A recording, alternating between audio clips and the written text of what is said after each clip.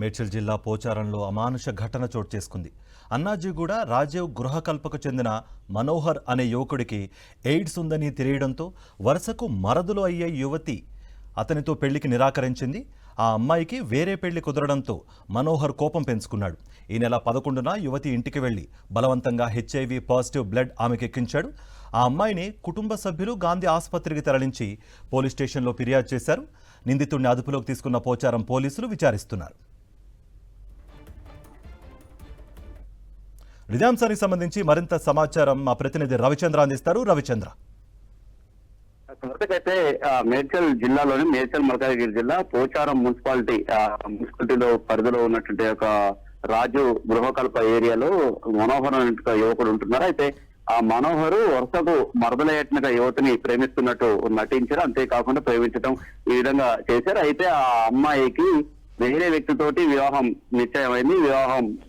వివాహం సెట్ కావడంతో ఆ తర్వాత మనోహర్ కక్ష పెంచుకున్నాడు. ఆ యువతి మీద కక్ష పెంచుకున్నాడు. అయితే అంతేకాకుండా మనోహర్ విషయంలో కూడా మనోహర్కు గతంలో ఎయిడ్స్ ఉన్నట్టు కూడా ఆ సమాచారం కూడా తెలిసి ఆ విధంగా వేరే వ్యక్తితోటి పెళ్లికి నిశ్చయమైనట్టు కూడా తెలుస్తుంది. అయితే మొత్తానికి మాత్రం మనోహర్ అదే విధంగా కక్ష పెంచుకొని తనకున్నటువంటి రక్తాన్ని విధంగా బలవంతంగా తీసి ఆ అమ్మాయికి ఎక్కించేట ప్రయత్నం చిరంజీవి తోటి ఈ విధంగా సూది ద్వారా తన రక్తాన్ని బలవంతంగా ఆమె శరీరంలోకి ఎక్కించారు. దీంతో అమ్మాయిని వెంటనే ఆసుపత్రికి తరలించారు, గాంధీ ఆసుపత్రికి తరలించారు. అయితే కేసు నమోదు చేసేసి పోలీసులు మనోహర్ని అదుపులో తీసుకున్నారు. మనోహర్ని ఇప్పుడు పోలీస్ స్టేషన్ లో ఉంచారు. ఏది ఏమైనప్పటికీ ఈ విధంగా ఇలాంటి దుర్మార్గానికి ఒడిగట్టడం ఒక ఆయన ఆలోచన తీరును దీన్ని బట్టి అర్థమవుతుందని చెప్పుకోవచ్చు. ఏ విధంగా ఆయన నాకు దక్కనటువంటి ఒక మహిళ మరెవరికి దక్కకూడదు అన్నటువంటి ఆలోచనతో ఈ విధంగా దారుణానికి ఒడిగట్టినని చెప్పుకోవచ్చు.